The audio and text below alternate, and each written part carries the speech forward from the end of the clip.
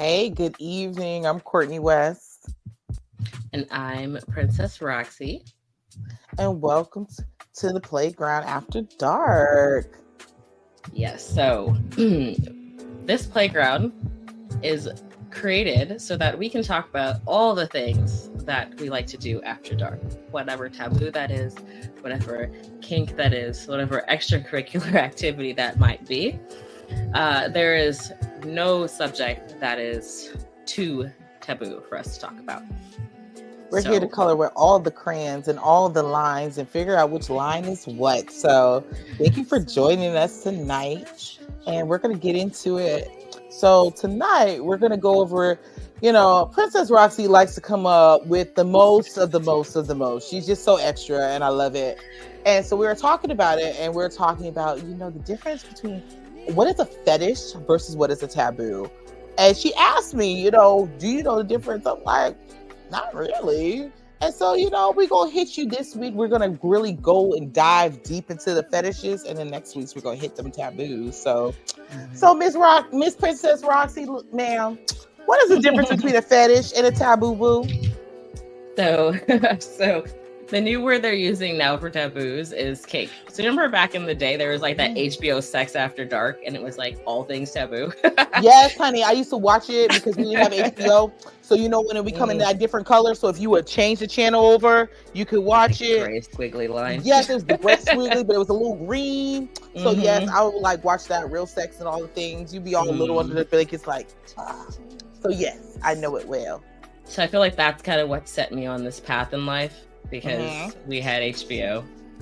So for the movies.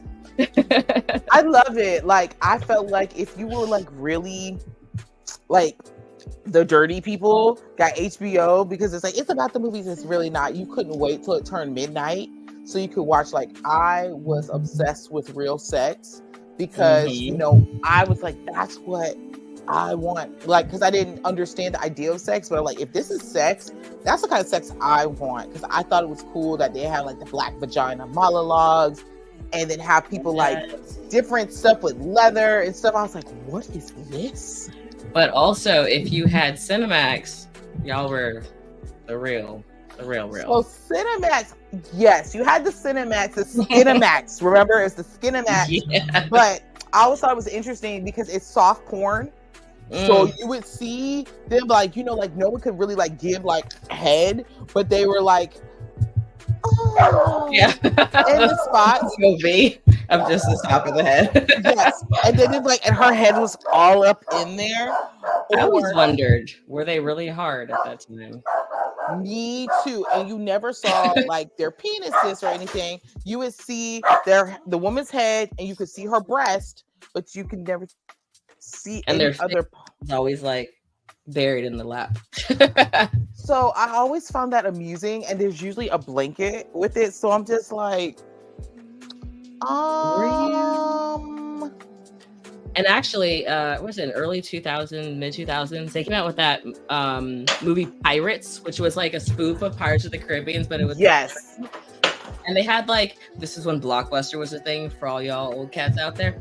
So you could go to Blockbuster and rent this basically on VHS or DVD because we still had VHS back. And it was softcore. Like, but the thing is, it was also a hardcore. So they filmed softcore scenes specifically for this Blockbuster friendly version because I rented it. So I never rented it, but I went to Farravilla and Cocoa Beach, and I saw the boat, and I was like, oh, that's so cool. And Farravilla is like the biggest sex toy shop ever, and it was such a cool experience to be able to see the boat. But I've never like really. I heard about the video, and I was like, oh, I'm gonna watch that. But I remember going over to Blockbuster, you had to like try to sneak over that section because you're like, you didn't want anyone to see you, so you're like. Who didn't want anyone to see them? Listen. I was that kid. I'm proud to smack that card down on the table. I'm 18 years old. No, I was so not ready. I was so the complete opposite of the shy one. It's interesting. Like when I was younger, I loved hanging out in like sex toy shops. And I'm like, I was in high school, but I looked like I was older. And I was like, this would be the coolest job ever. Because I was just like, I loved all the toys and all the things. But you couldn't let like your mom know where are you hanging out. So she's thinking like we're going down to the beach. And it's like I was really hanging out with the sex shopping. I was shopping, but I was always hanging out in sex toy shops because I just thought they were the most interesting people, and just to hear about what they were doing, and then to watch people, I like got a kick out of it to see like, ooh, what are you gonna buy? What are you gonna buy? Ooh, what is that? What is that? Ooh, what are you gonna do with that toy? Right. It's like, so I would go and watch them. Like it was kind of like semi-stalkery, but like I would watch what they do, and then I'd come behind them and look and see what that is, and then I would ask the person like, hey, what is this? What does that do? How are they going to use this afterwards? So I've always been like an interested sex nerd, but I, in a way of like, you couldn't like share like, shh, what do you do? And so out of my friends, like we all were like private school kids or super church kids. So, you know, I was the one who knew the information. And I'm like, I hang out in the sex store. So da-da-da-da-da. But you know, as an adult and kind of more moving into that vibe, it's like, you know, like what is it? Because you never think of it like that. It's like, what is really a kink preferred? Like, what is the difference between a kink and then, oh, this is a fetish per se?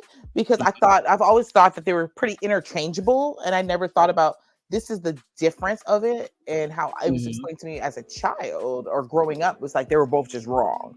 So you shouldn't have a fetish. You shouldn't have a kink. They're both taboo. They're right. It was unacceptable. Both of them were taboo. So I was just like, "What are you doing?" You only want to have sex in the dark, missionary, with your husband when you're trying to procreate.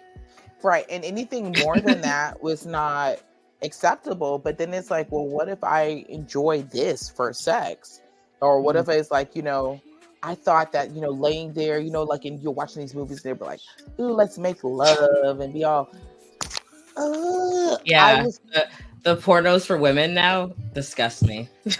I just was so not that person. Like, who is getting excited about, oh, stroke my hair while you rubbing my face? Yes, tell me you're so beautiful. Touching me. I'm almost there. I'm like, please don't do that. Bend me over, pull some hair, do some things. So I've always like found that very interesting. So when you asked about that, it's like, is that my kink? Is that my fetish? Or is it just like, I just never got it into it. As like, as women, they always put it like, we're supposed to like this light, meek stuff where it's missionary and you're there, and you're just taking it all in. I'm like, if not your harlot, your Jezebel, the woman in red. And I'm just like, this is boring. Number one. Two, he's sweating on me because they be all in it, and then it's like you're on the bottom, so they're dripping down. I'm like, that's all into like, you're like, could you make less of all of this? Like, I just like, or if you're gonna do all that, let's do some fun. Bend me over so I don't have to watch it. There's a way to growl when you're on top that is appropriate versus those weird orangutan grunts y'all are doing. So I don't know. I like a good growl. If you're like, I'm like, oh, okay, come on. What else? So I like a good growl, but I like it from. I don't feel like I need to look at you. So, since we're talking about kinks and fetishes, one of my kinks, it's not a fetish, right? But my kink is when he gets like this and he goes, oh my God. Oh. Yes. Here goes. Panties off, clothes off. Let's go. I love it. So let's go through the difference between a kink and a fetish, because I think, like, I don't know, like a little bit of people choking. Don't know. It's because people don't know. Because it's like, you know, people in that moment, you just concoct some people because they're like, is it the growl? Is it the choke? Is it the both? You know, so, like, we need to talk about choking too at some point and how to do it properly. People don't really know. They just, first of all, if I can still breathe and I'm so coherent, then it's fine. It's good. We're good. If I'm like, ugh, if I'm gasping and you're trying to talk to me and ask me questions and I'm like, I'm dead. Then it's not fun. So it's like, but I feel like the natural thing is to, like, if it's too much, you're like, not like, yeah, no. I'm telling you, it's a no-go. But as long as I can breathe, and I don't need like crushing pressure, but I need something that's like I need to know. Well, you can do crushing pressure. You just have to know what you're doing. No, you can't. I don't want. No. The I problem is like. people do crushing pressure too low, and they really are crushing. I don't need crushing pressure. I need a general hand of comfort of, hey, stay your ass right here. I think that's And sexy. listeners and viewers, one of these days I'm gonna have her on camera for y'all to see, and then she's gonna change that tune. Okay, I just want y'all to know because I used to be a professional dominatrix for 10 years. I know what I'm doing. Look here. We can't be people on camera. That's a whole different kind of show. That we'll do it at the end. We'll do it at the end so she can go talk to her husband afterwards. Listen here. Or maybe I'll have him come in and do a tutorial. We'll do that instead. He might enjoy that. I mean, you have to teach people how to choke, though, because the problem is if he learns that, you can never act up again, because he'll know how to handle you. That man choked me all damn time. I still act up. I don't be worried about that. I'm like, I'm like, that makes me act up more. I'll be like excited. I'm like, yes. I said, are we choking today? Okay. Okay. Because it's not like, again, so I know we were talking about the difference between like a fetish and a kink. So like for me, it's not a requirement every time to have a choke, but it is nice when you can incorporate one into it. So like if you're having a bad day and it's overly stressful, choking is a requirement. You got to give a little like, because it's like we're trying to get it all out. But if it's just like, it's a pretty decent day, it's whatever, you like, we can skip the choke. But It's nice. I enjoy it, but it doesn't have to be an all the time thing. So I guess to start off, I will say first, what's kink, what's fetish? But before we touched on that, I need to talk about vanilla. So a lot of times you hear that, and I'm so sick of these dudes who think they're so funny when you say, I want someone who's not vanilla, and they're like, well, I like chocolate. What is that supposed to mean? So, okay. Because then for me, that's what it gets into like a fetishy type of thing. That's how I've always thought about it as fetish. Like, because a lot of times I have experienced white men who be like, ooh, I love me some chocolate. I'm like, I don't like vanilla sex, but it's not, vanilla sex is not just to vanilla looking people. Color. Yeah, no, vanilla sex is, I don't like to be bored. If you're going to sit there, hump 3 times and nut, what is the point? That's vanilla. So, vanilla is basically all the normal sexual activity. So like, yes, you might like to try different positions, but essentially you're still just having plain boring sex. Okay, so let's break down. I think, okay, so let's be fair to people because they may not know that they're having boring sex.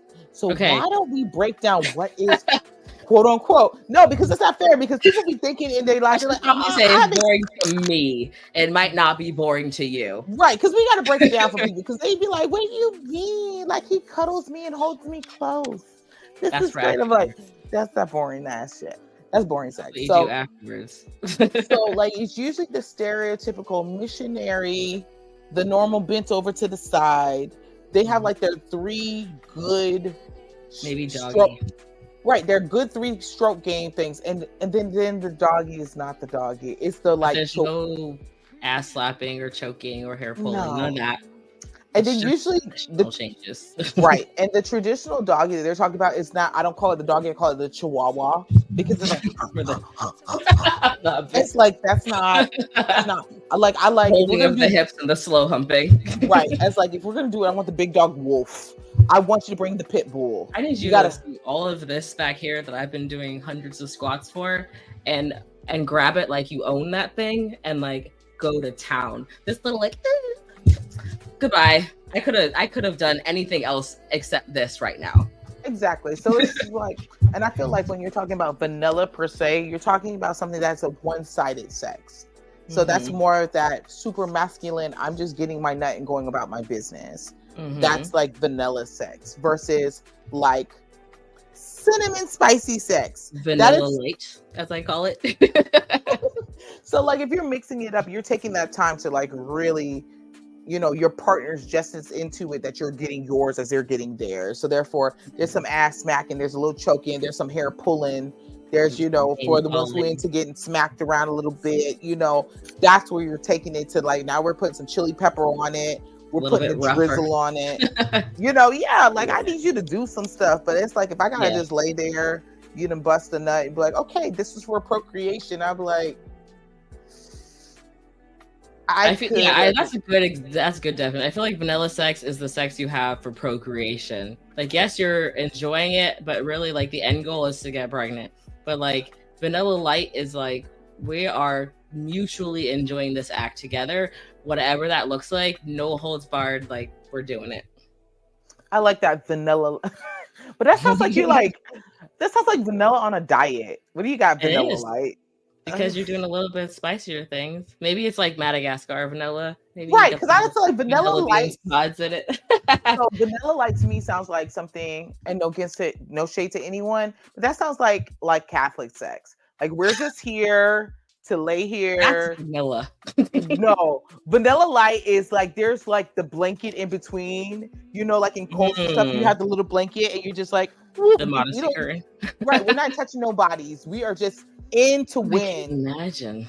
Like, we're in it, hit it. How do you enjoy sex if you can't touch?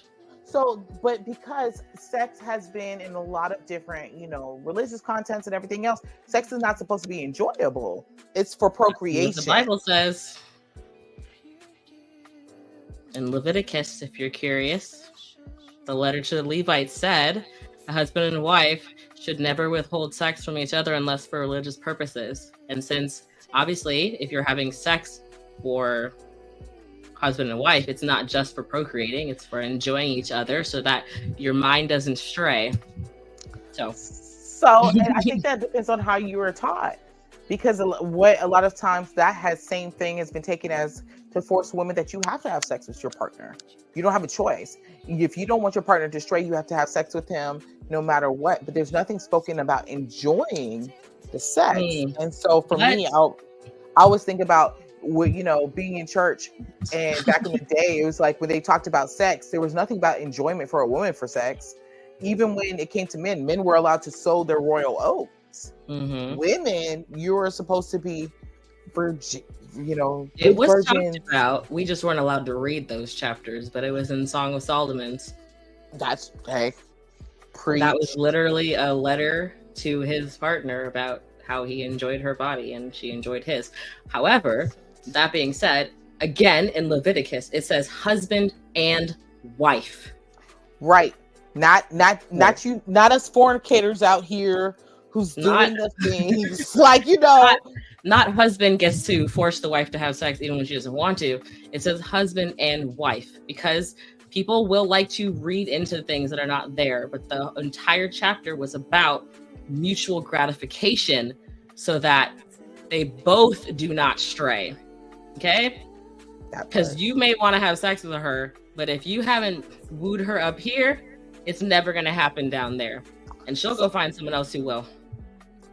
So, these new people do, because they think in their minds a lot of times they're not going to go anywhere. We're going to stay and we're going to be faithful, and it's okay to not have their interests of fetish and kinks. And I feel like a lot of times as women, it has not been talked about. But even, let me take that back. Even for men, I don't think that a lot of times that we are allowed to express our fetish or kinks to our partners because of sometimes how we were raised and the religious connotations to it. It is not a safe thing to go into our fetishes and kinks. It is about, I'm supposed to have missionary sex. I'm supposed to have vanilla light sex, have babies, be a good person, and that's it. And that anything that's dealing with fetishes or kinks is debauchery.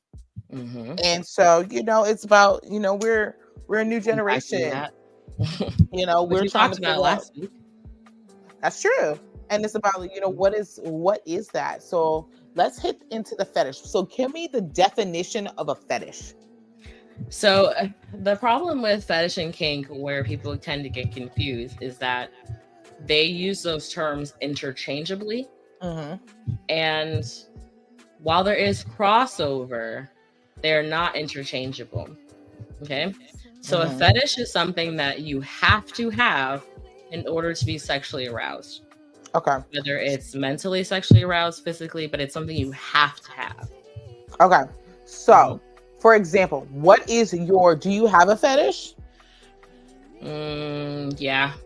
My fetish, it's a little weird, I guess, for some people because I'm so pro-feminist. But on that note, I have to say, feminism is being you unapologetically. People try to pigeonhole what feminism is. You have to be stronger than a man and blah, blah, blah. Feminism is however you say it is. Just like your sexual orientation, your gender, everything, the way you self-identify is whatever you say it is. For me, feminism is knowing that I'm a princess. I expect certain behaviors from my partners. If you don't treat me that way, then I'm gone, right? Okay. And if you treat me like a princess, I will willingly submit to you. But only if I feel like your masculinity is stronger than my femininity. Okay. So your fetish is being dominant submissive. Men. Okay. So it's like you like to be submissive with dominant men. Those alpha males who take charge. Like I had a guy say, you are not allowed to open your car door. Not, I will open it for you, but you are not allowed to. I will open the door for you. Okay. I messed up and I opened the door and I immediately closed it back because I remembered. And I sat there and waited. He came around and he opened the door and he reached in to grab my hand to help me up and kissed my hand. Oh. That is a dominant man. And that right there, that's my fetish. That is what sexually arouses me. Men who are naturally submissive and wanna, that's not to say like a caretaker man is not dominant too, right? Because there are caretaker men. My partner is a caretaker male. But at the same note, if I don't eat a meal, there's hell to pay.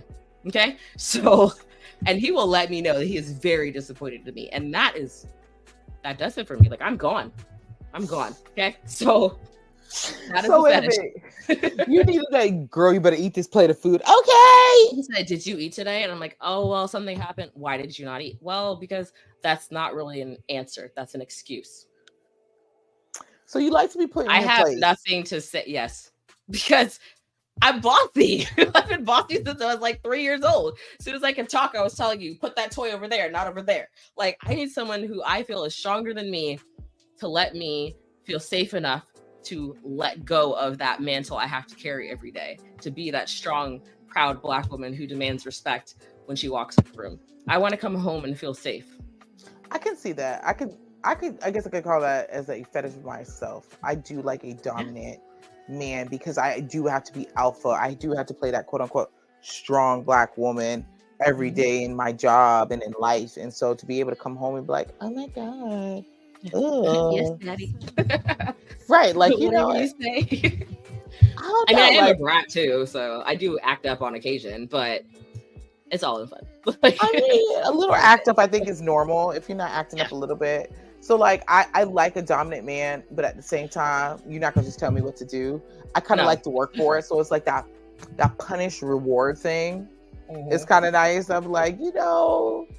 But I mean, you can also, so there's a thing. So some men find themselves in dominant roles in their life and they assume that I am dominant because I'm a police officer or a firefighter or in the military, like someone who has like, you know, balls of steel.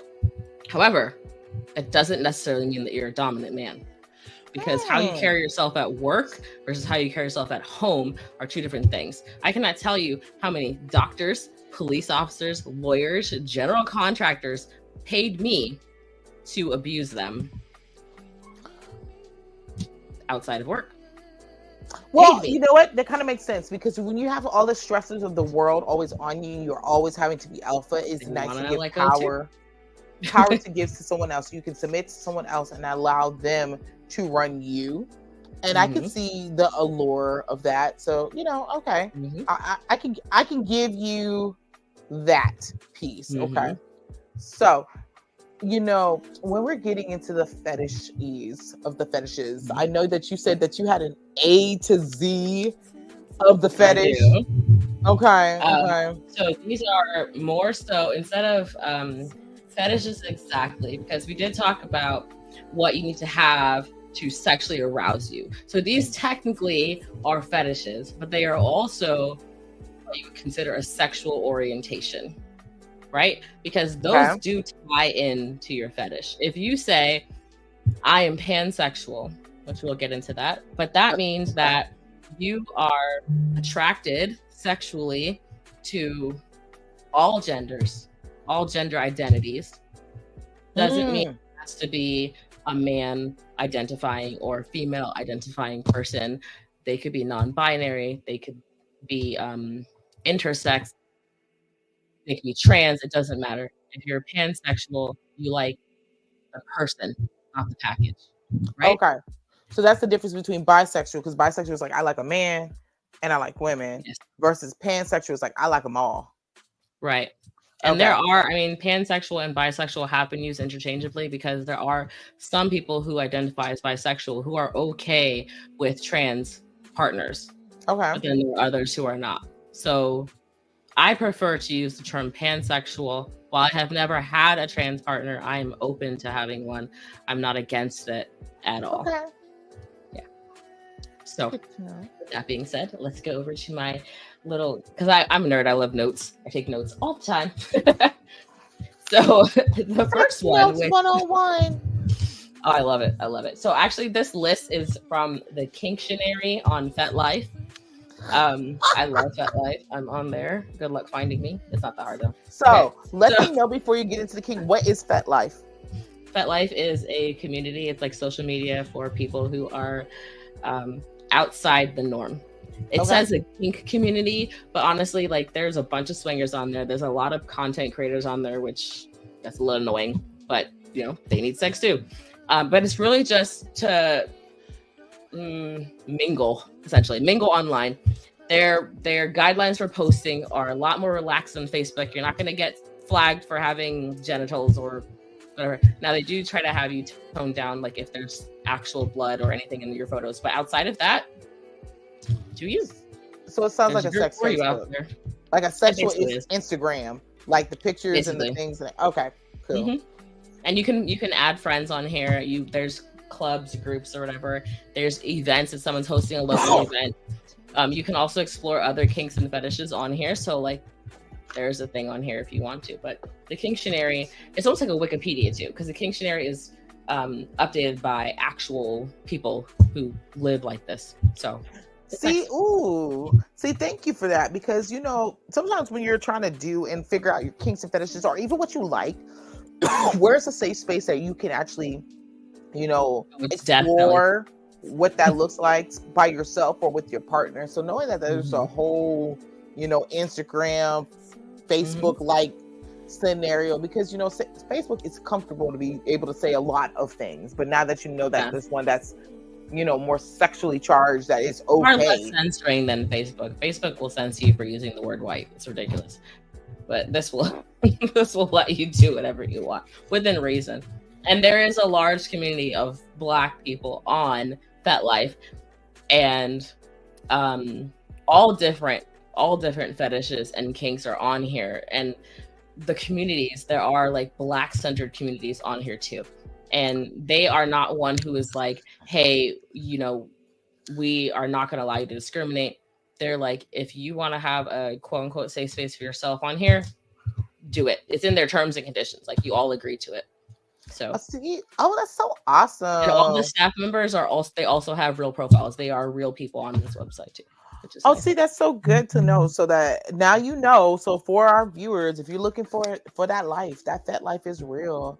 And FetLife.com. FetLife.com. I love it. So I'm actually looking at our time right now. Like, we've been talking about all the things with the fetishes and all the things that comes with it. Right. And so before we even get into that list, it's about that time for that Blast Artist Spotlight, because let's go ahead and hit that before we get into the list of the list. No doubt. So tonight we got my boy Hakeem Romance, and this song is called Balance. Let's check it out.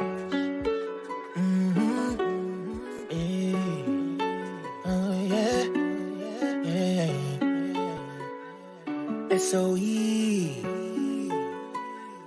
Hey, look. You done put some things that's heavy on my soul.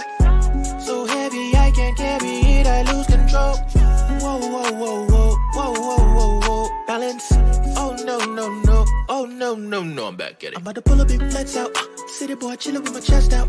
Dust off my shoulders, I'm the best out. I'm a romantic bitch, never let her out. I'm about to act a donkey. Only a fair want it. So let it until the morning. Shawty wanna take a ride on my pony. Ayy, what do we have here today? Shawty, you eatin', time to percolate. Put on your birthday suit, I like it. Something I can grab onto, yeah. I'm on, take it out, then you roll up at a log, take it out on you, yeah. Where you tryna go? Just say the word and let me know.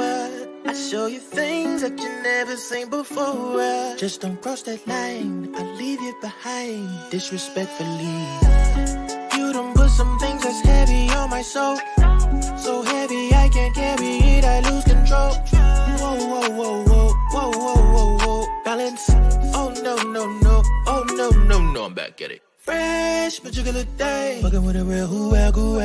Too clean, gotta slide on the bitch. Tell her to keep dreaming, make a wish. I know you want it, babe. Hurry before it's too late. Don't keep me waiting now. Don't keep me waiting now. You can pull up, do what I say so. 50 shades of romance, you never let her go. This what you wanted, right? No backing out tonight. This what you asked for. Don't worry, I plan to give you more. Where you trying to go? Just say the word and let me know. I show you things that you never seen before. Just don't cross that line, I'll leave you behind disrespectfully. You done put some things that's heavy on my soul. So heavy I can't carry it, I lose control.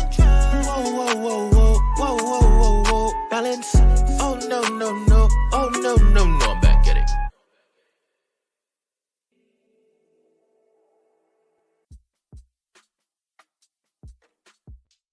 And that was Hakeem Romance with Balance. And if you are an independent artist or a spoken word poet that's looking for some exposure, you can go to blastmusic247.com and register for free.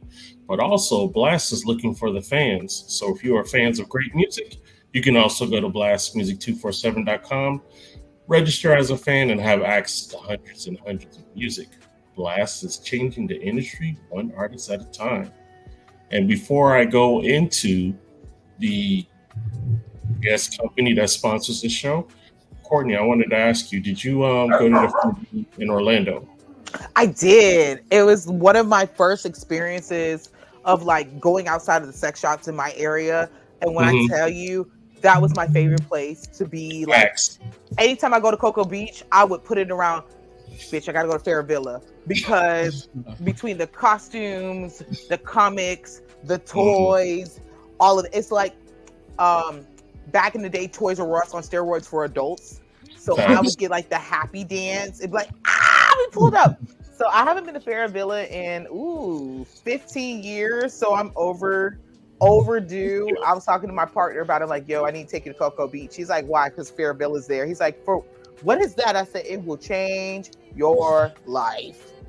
For anyone that has been to an IKEA store, it's literally like that, but it's all sex stuff, if you will.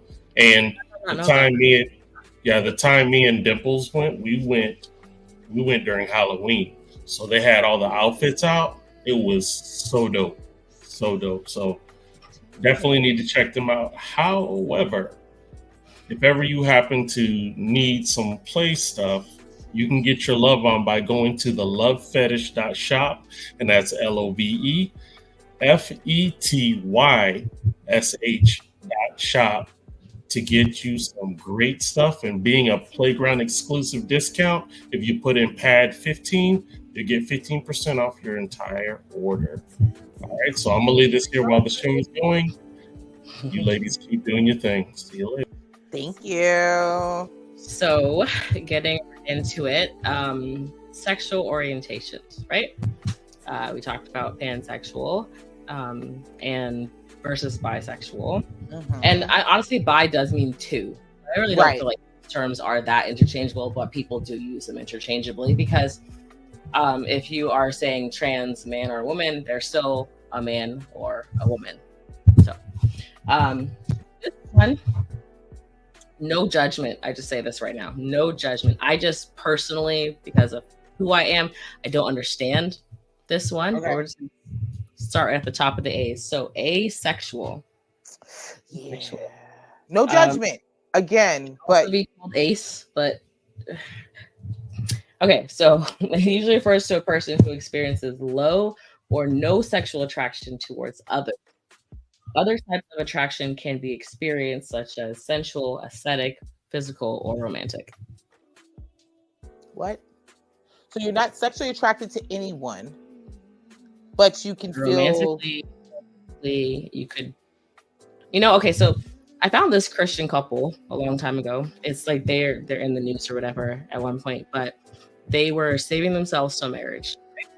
So the problem is they got married and then they never actually had sex. So they were 5 years into their marriage and never had sex. And I wonder if they were asexual, both of them. So I've met people who are asexual before, and there's like, it's just not a thing to me. They say that they're more into the inter beings of a person, and they find gratification from talking and holding hands and all the things. I just can't imagine not wanting to have sex. Like, ever? You never want to have sex? I always wonder if it's like a hormone thing, or I always think it's about chemicals, because I'm like, and again, no judgment to anyone. I give it to the monks and the nuns who choose to live that life, but I don't believe that you don't have sexual urges and you don't have the need for, or the want for sex, and you just choose to stay abstinent. And so I've met people that they have been married and they like, we sleep separately, we do not have sex with each other, but they have loving, lasting relationships. They love their spouse, but that is just not something that they interact with. And I mean, one of my best friends, she's not asexual, but she goes through periods of being asexual. Like, completely doesn't want to deal with people at all.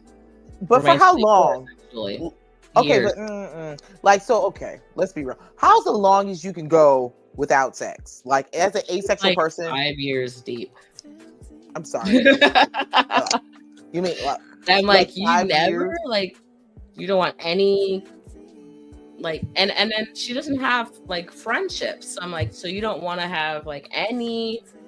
I can see if you had friendships, but she's like, it's just it's just too much right now. It's too much work. But I'm like, okay, but ever? It's like, so not even with yourself. Like, okay, No. if you're asexual, you don't even have. So like this, there's nothing ever. No, she didn't. She had no interest. She said maybe like once every couple months for herself, but like as far as with another person, like zero desire. And I was just like,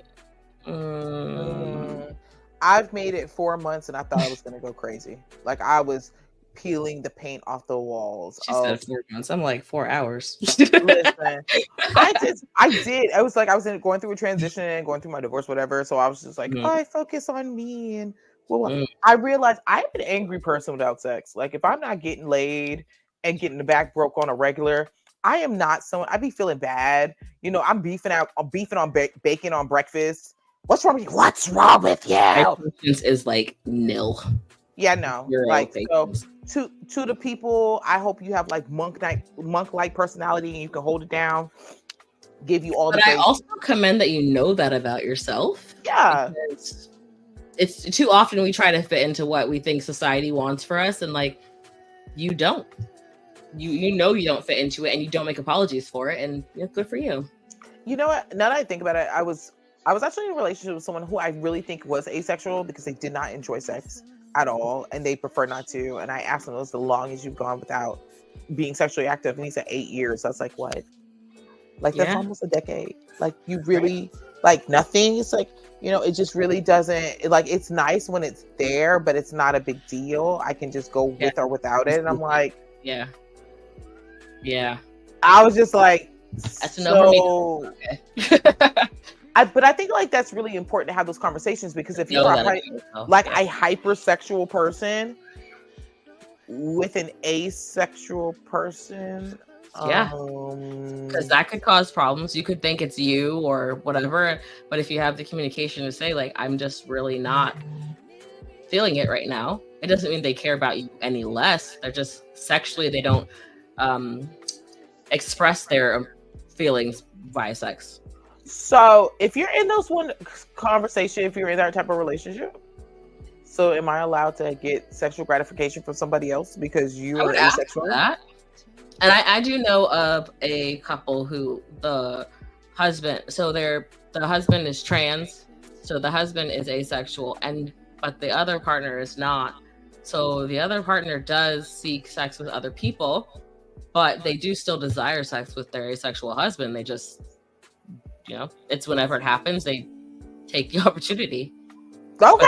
The whole family, they have kids and everything, so clearly it works for them. Whatever works. Okay, asexual down. Next. This one I saw this, I was like, oh, okay. It's called autosexual. Okay. Auto meaning self, right? So it usually refers to a person who is more physically attracted to themselves than to others, and they prefer masturbation to sex with the partner. That sounds like a good old-fashioned narcissist who just likes to watch himself in the mirror. So that's like the first thing that came to mind. It's like, yes, I'm so wonderful. Those guys like record themselves, but they're yes, like this, and they're like on the counter or whatever. So that's why I was like, okay. It's like, you love you more than anyone. Got it. But then I thought, what if this also applies to people who like mutual masturbation? They don't want to have sex, but they like to mutually masturbate. You're still technically with someone, but they're parallel play. But but with parallel play, I feel like I'm watching you getting turned on by watching you, and you're getting turned by watching me. It's not so much based off of myself. But am I watching you? How do you know? That's true. Hold on. But am I watching you? Just because I look over there, to me, because what if I'm looking over there to see that? Because what if I'm like an exhibitionist, right? So I'm masturbating, and you're watching me, and that turns me on even more that you're watching me do it. You're watching me enjoy myself, but not that we're doing it together. All right. That's a new one for me. I see it. Okay. Again, that makes me think of the frat boy who's in the mirror. Like, like the guy who's watching, like lifting weights going, ugh. Yes.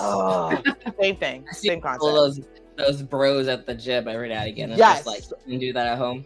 So I'm that person who always thinks that when I see you in the gym running, or you're in the window and you're doing your curls and your phone's there, I'm like, you do that at home. My trainer was standing next to me, and this guy said, "Hey, bro, can you move out the way?" And he was like, "Oh yeah." He's like, "I'm trying to look at the mirror." And he was like, "Oh, no doubt." And when I looked over, he's got the camera on himself in the mirror while he's lifting weights, and I was like, "You could have just sat at the bench in front of the mirror." Listen, he is in love with himself. He gets his strokes in wherever he can. So, but at least now we know there's a name to it. Okay. Autosexual. All right. And, autosexual. On the topic of sex, like kinks versus fetishes, if you are an exhibitionist and you like to perform for other people, that's a kink. It doesn't necessarily mean it's a fetish. It becomes a fetish when you cannot have sex at all because you're not aroused unless people are watching you. Okay. And those people usually go to jail because they're flashers, just so you know. Just saying. So that is not what I thought. That was not what I thought you was going to take it to. Okay. Go to jail. or maybe those are the people who like to have sex outside. And it's the only way that they really get turned on is knowing that they're outside. Usually to jail at some point. I think if you're smart enough and you know where you have to have if that is your lifestyle, you need to go scope out your community safe places, and find safe places like, so tonight we're going to go in and we're going to go downtown. So you have to pre-scope out the places and then check out which angles are safe to have sex in those spaces. So you got to be like the right clothes. Where can you bend down and stay down for a little bit? Or where can you drop down and get your ego on, and therefore no one can see you. So I think it can work, but you just need to be stealthy, learn the perimeter, and then also have some good cop friends. So you can call somebody and be like, hey. So, thought I was telling you that. I think, you know. So locally, if you are in the Tampa Bay area and you are an exhibitionist, you can go to a club. It's called Eyes Wide Shut. It is a swingers club. They do have a group playroom, so you can play in there. A lot of the adult theaters like Fantasyland and in Orlando, there's Secrets. You can play there and be watched and be safe and not get arrested. So don't go out. Don't get arrested, y'all. Just don't do it. Be safe. Do your research. If you're going to be out there busting it open, look at your surroundings. Don't be busting it open at the pier. Don't be busting it open in the mall. Or nowhere near children. Nothing weird. Just keep it. Yeah. So okay, and then don't think it's safe to go to the playground at midnight and be like, "Ooh, I'm doing it on the swings." You're going to jail. You're going to jail. Don't do that. $100. Yeah, don't do it. This one I like. My friend that I was talking about earlier identifies as this, but and we'll talk about it later. But there's sexual orientations and romantic orientations. So it's called demisexual, and they identify as a demisexual. Now, for me, this was a little hard to unpack because in my mind, I'm like, how can you be this if you like one night stands? Or if you accept one. So what is that exactly? So it is a person who usually develops sexual attraction after they've established a deep emotional connection. Yeah. So friends but how does that work when you have a one night stand? So, okay. Could you, maybe is there a definition of one night stand? It might be someone that they know really well and then they decide to have sex with them one time. So I thought maybe it would be like, it's a person you talk to and you felt that vibe and you really were attracted to the person because intellectually or whatever, you guys meshed so well, or maybe you had the same hobbies or whatever, and you became like instant friends. Remember back in the day, like, you're my friend now, and that was it, you were friends. Like maybe it's like that. But that does happen. Like sometimes that's not so hard for me to unpack because I have met some people, especially when you're back in the day. Like, come on, think about your hoe days. You're like, yo, man, it's like an instant connection, and you're like, yo, you're.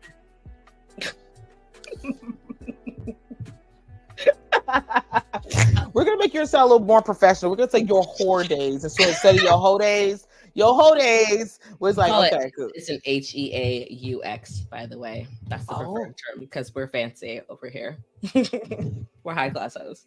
You're some high class hoes. So when you was in your high class hoe days, but that's a difference from your high class hoe days versus your regular hoe days. Your high class hoe days is like, hold on, I have provisions and boundaries with it. My hoe days is just like, I'm getting it in.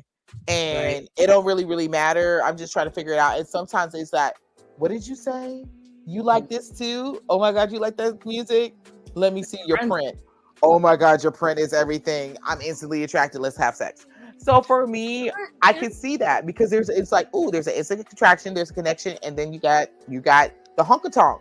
The honkatonk is sitting there, and it's like, wow, or other way around, you see the punana and it's just there, and it's like, oh, it's pretty, and then let's go. And so, I could see how that can be a thing. Well, now remember, a fetish can be something. It's something that you need to be sexually attracted to, but people can have more than one fetish. So maybe being attracted to someone who is your friend is a fetish for you. However, there's other fetishes that would still allow you to be sexually aroused, which the imprint, or they smell just right. And then those fetishes are enough for you to be sexually attracted to that person, so that you could ignore the fact that they're not really a friend or have an emotional bond connected with. So you just touched on something like that fetish of smell. I think that's the thing. Like if you don't smell good, I'm not interested. If you smell like smelling really good will get you to the point. Definitely a fetish for me. You don't even have to smell good. You just can't smell bad. If you smell like the absence of scent, I'm fine.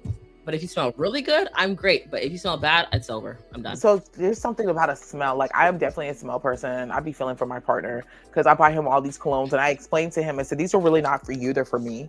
He's like, what? I said, I need you to smell. I love that you smell in different ways because those are different ways I'm going to attack you. So if I want to come at you like really like, so I'm gonna spray you down in this one, and I'm gonna sniff you, and then I'm coming for you. So that smell thing. A person that smell good, you smell good. Like, I will see you in a mall and will come talk to you if you smell like, what are you wearing? Like, automatically, I'm now interested in you because now you smell good. Strangers, you smell. This is one guy. He was so cute. He's a little chubby black dude, and I walked past him, was like, damn. And I walked by, I was like, is that you? I was like, you smell really good. What are you wearing? He's like, oh, like, because he's like twirling his hair. I'm sorry, it's awkward. You smell really good. Like, no, listen, really good. You can be ugly as all get out, or what is stereotypical what ugly is. If you smell good, I'm gonna say, hey man, let me tell you something. You smell delicious. Like, that's an automatic like attraction of, ooh, you're gonna catch my attention if you smell good. Because I'm like, like those game commercials when you're like. Yes. Ooh, yes. I get those little what do they call them? The small spaces things in my car. When I look in my car, I'm like, oh my god, my car smells so good. Like, it's just immediately melt into the seats. Yes, it's like it's an instant like a turn on. It's like, what is it like? Yeah. It's just like all your everything, your endorphins, your everything just release and you relax, and it's the thing. So, we need to put a pin in that. I need to know what that's called because I'm like, what is it? It's like, do you smell good? You might. I'm sure there's probably something. Probably could find it, but you'll love this one because when I first saw this one, I was like, oh, okay, this is all about money. But it's fin sexual. So usually when you hear fin, Fin, you think finances, but it's actually fin refers to feminine in nature. So you are attracted to people who are feminine regardless of gender identity. Okay. You could be a feminine gay man, and as a man, you would be attracted to them even if they're not an actual female identifying person. Okay, so just someone who has that nice feminine soft energy, you enjoy that person. Okay. And I did read a profile recently that the guy said I'm attracted to femininity, and I was like, oh, you're finsexual. I know that term. Like, okay, I'll take it. Mm-hmm. So I think that makes sense. Sometimes you'll meet people, and I've met some men who are like, oh, I'm not gay, but I like feminine people, period. Soft and just like there are women out there who are not soft. I mean, we see them all the time. They wouldn't be attracted to them. Listen, I have met some hard ladies where it's just like them because like I like masculine energy and like, but I've never been with a masculine identifying female. I've always been with like the girly girls, and so I'm just like, I'm really confused about myself right now because I'm really attracted to you.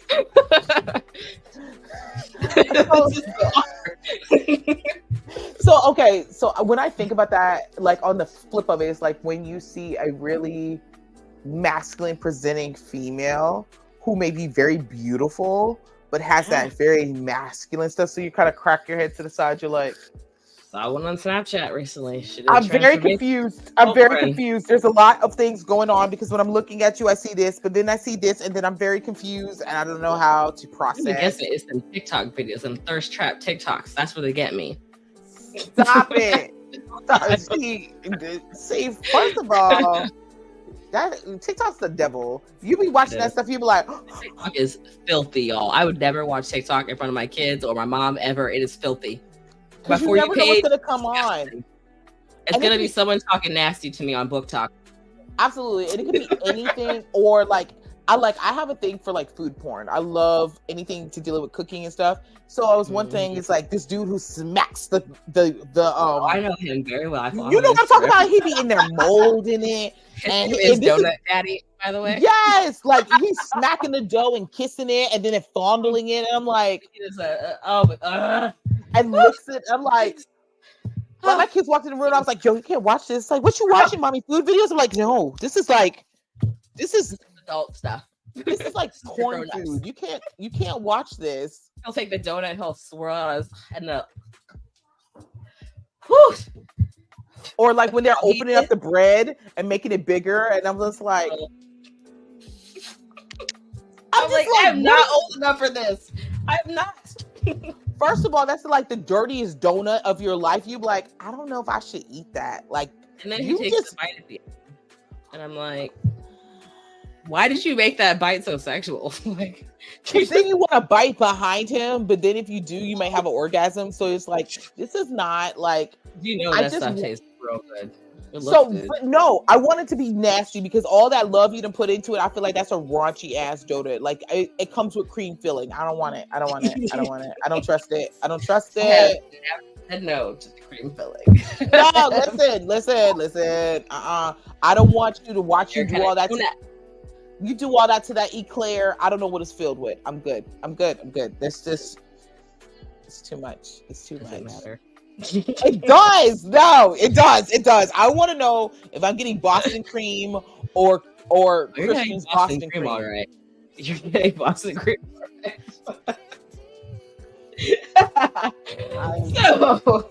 So done. The notes. So a fray sexual, F-A-F-R-A-Y sexual fray.